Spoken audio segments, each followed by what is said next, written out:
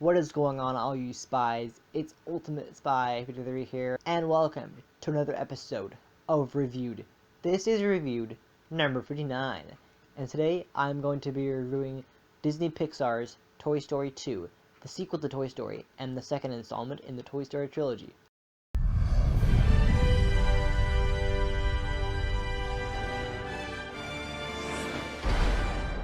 So, what did I think of Toy Story 2?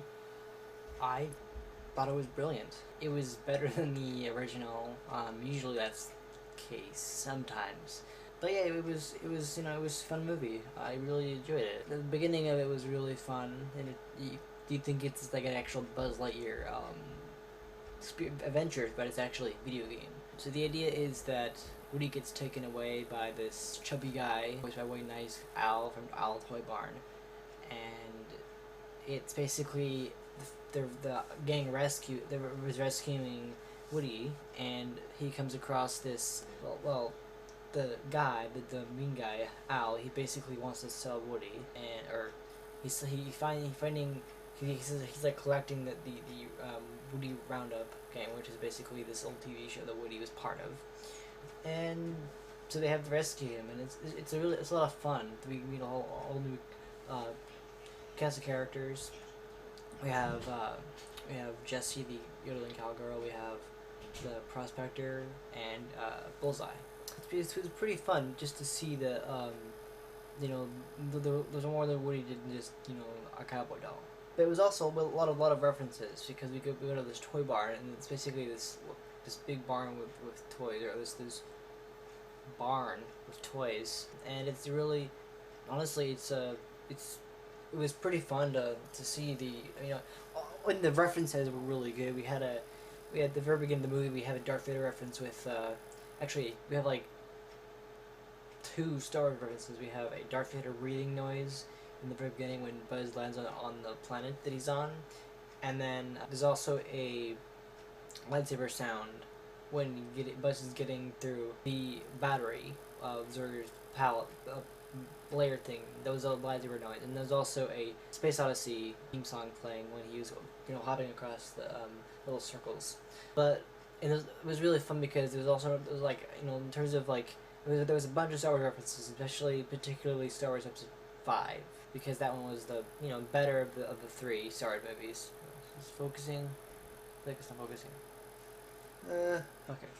Sorry if it keeps unfocusing, by the way.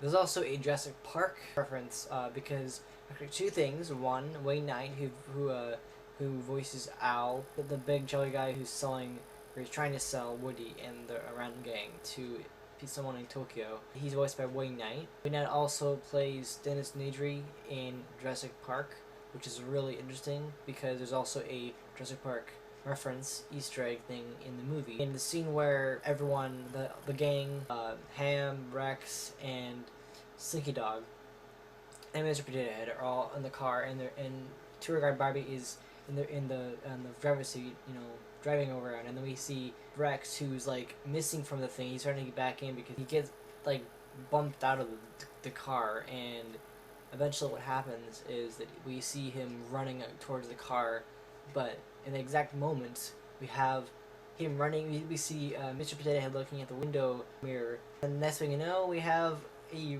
reference to Jurassic Park, which is the scene where the gang is driving in the car and the T-Rex is like running behind them, and it's basically a parody of that, which is really funny. So kind of two Jurassic Park little things in there.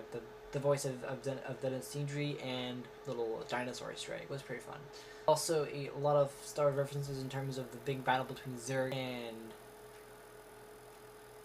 I want to say the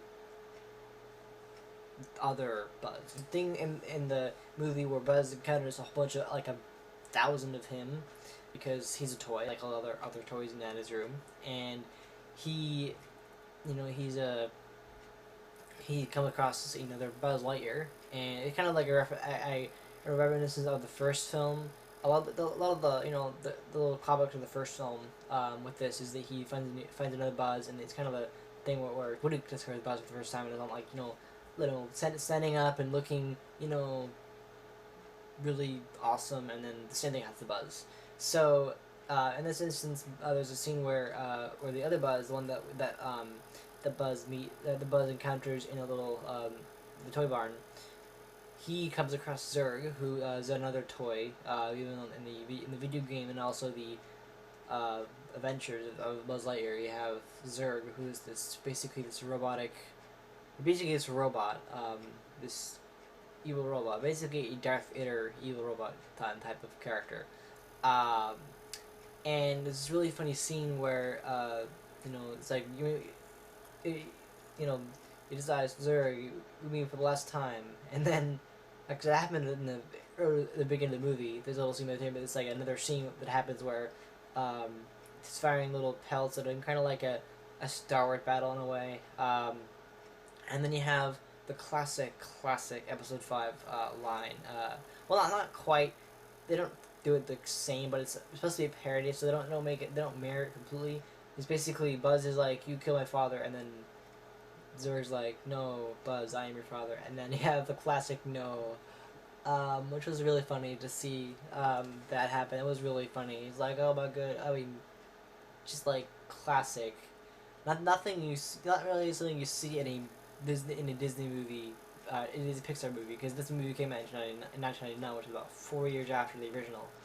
Um, so yeah, and the fact that Jurassic Park 2, or The Lost World Jurassic Park, came out 2 years after this movie, and then of course we get this a couple of Jurassic Park stuff and a bunch of Star Wars references. It was really fun, and then like the suction cup thing. I felt like that was from Mission Impossible 3, or no, maybe Ghost Protocol, where Ethan Hunt is going across the thing with the suction cups.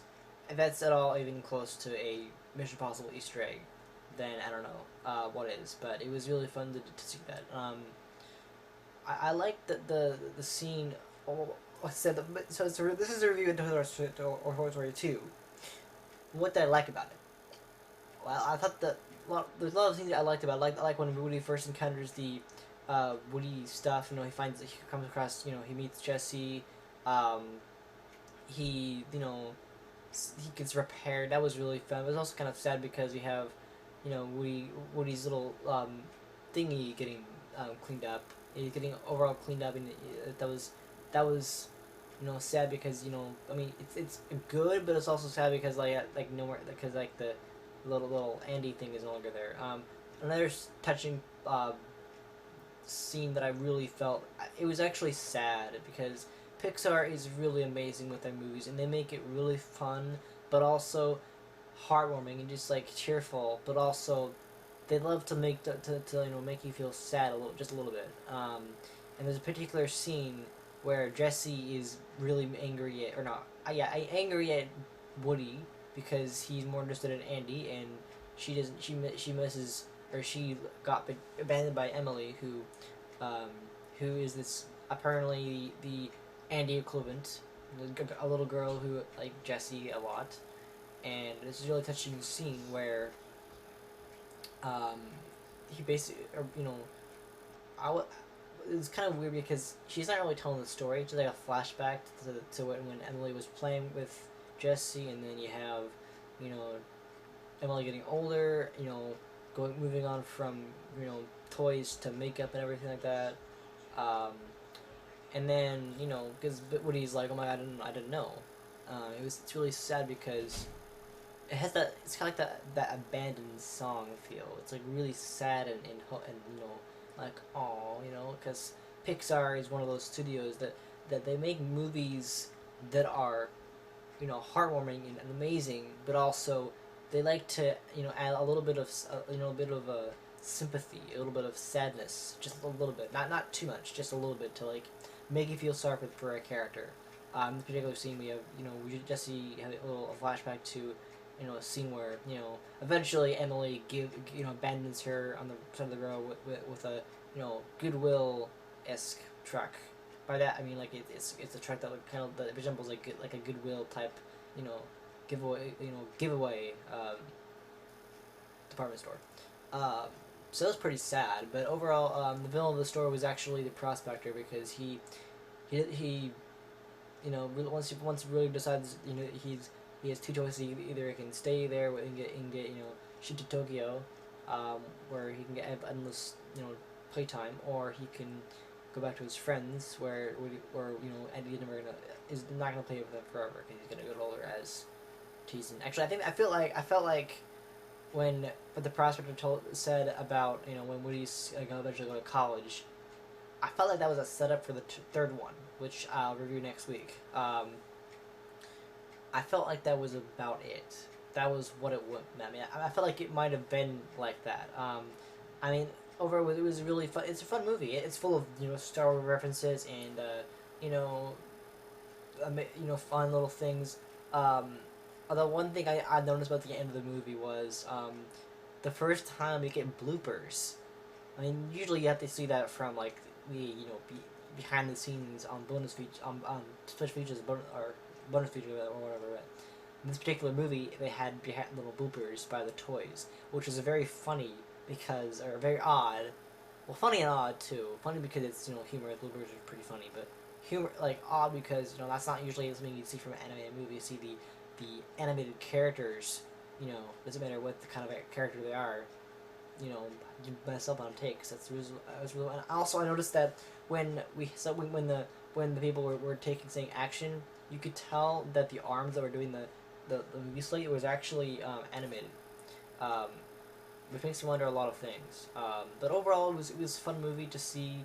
I noticed that the mom. I actually was watching a CinemaSins video earlier today about the fact that the mom looks different from when she did in the first one, which is weird because Andy looks the same as he did in the first one. Maybe a little older, but he's still about the same age. I think it takes place maybe 6 months after the first one. I don't remember exactly, but yeah, overall it's a fun movie. I loved it.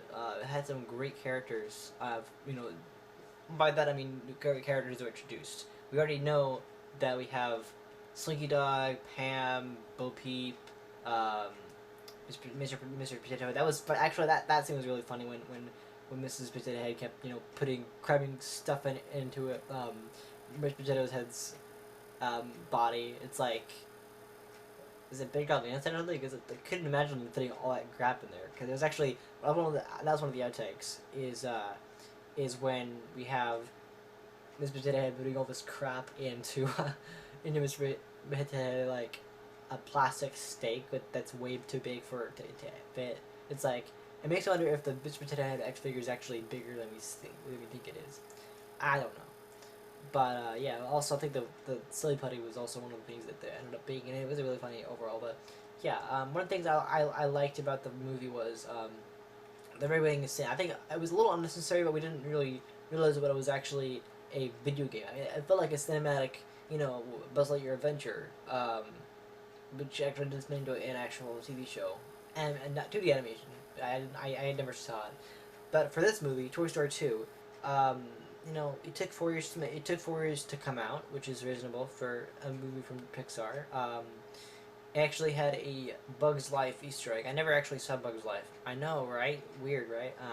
But yeah, it was a Bug's Life Easter egg right there in the beginning of the movie, or when they were on the way to the Owl Tower, or Owl Toyborn, or whatever you call it.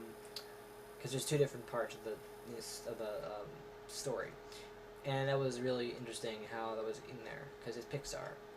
But there was a lot of things that I was confused about, like, how they can see when they're going in the blue cone. That was really weird.